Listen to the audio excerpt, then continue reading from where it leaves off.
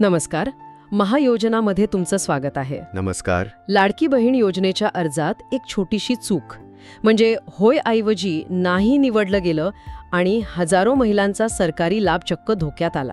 हो, अगदी पण मग सरकारने एक शासन निर्णय काढला आणि एक ऑनलाईन दुरुस्तीची सोय केली. बरोबर. आज आपण केवळ ही चूक कशी दुरुस्त करायची हे नाही पाहणार आहोत, तर या एका छोट्याशा डिजिटल घोळ्यावरून आपल्याला डिजिटल गव्हर्नन्स आणि सरकारी योजनांबद्दल काय शिकायला मिळतं यावर सविस्तर बोलणार आहोत.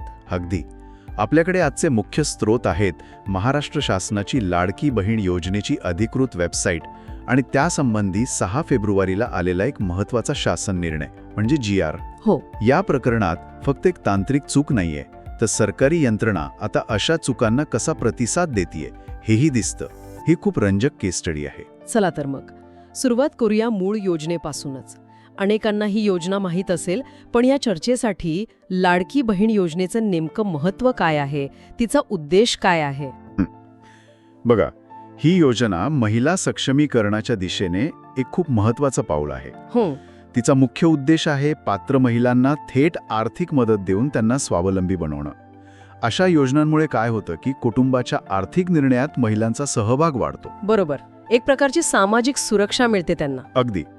त्यामुळे जेव्हा या योजनेच्या लाभापासून कोणी वंचित राहतं तेव्हा तो फक्त एका व्यक्तीचा प्रश्न नसतो, तो त्या योजनेच्या मूळ उद्देशालाच धक्का पोचवणारा ठरतो. आणि इथेच EKYCचा मुद्दा येतो. हो.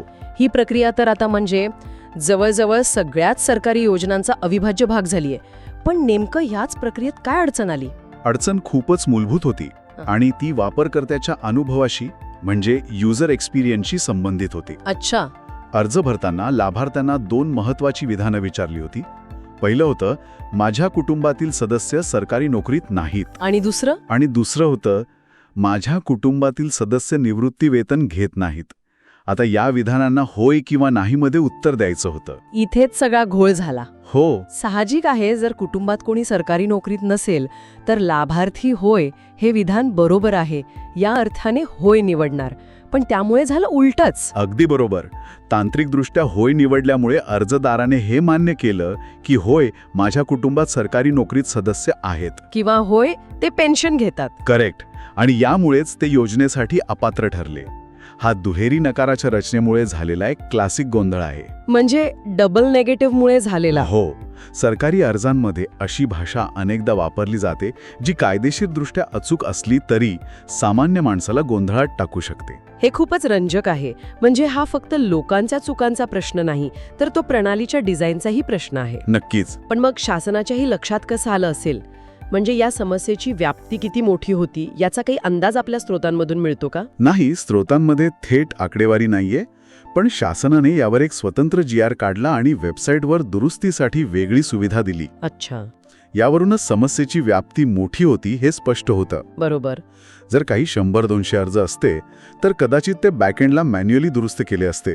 पण एक सार्वजनिक GR काढून सर्वांसाठी सोय उपलब्ध करून देणं हेच दाखवतं की हजारो अर्ज प्रभावित झाले असण्याची शक्यता आहे. ठीक आहे.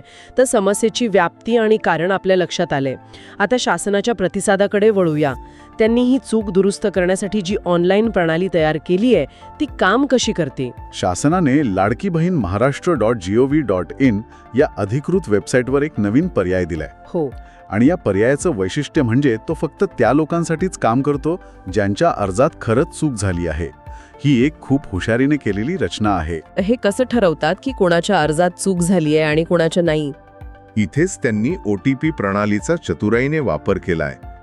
जेव्हा एखादी लाभार्थी आपला आधार क्रमांक आणि कॅप्चा टाकून OTP पाठवा बटणावर क्लिक करते, तेव्हा सिस्टम बॅकग्राऊंडला तपासते की या आधार क्रमांकाशी संबंधित अर्जाची स्थिती काय आहे. अच्छा.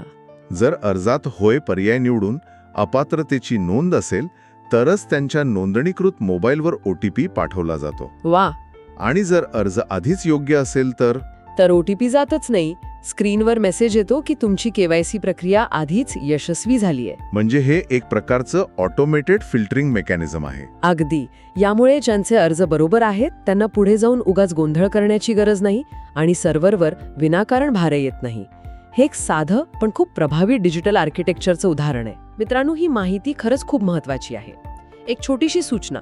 नवीन शासन निर्णय आणि अशाच महत्त्वाच्या सरकारी योजनांचे अपडेट सर्वात आधी मिळवण्यासाठी महायोजना यूट्यूब चॅनलला आत्ताच सबस्क्राईब करा आणि बेल आयकॉन नक्की दाबा.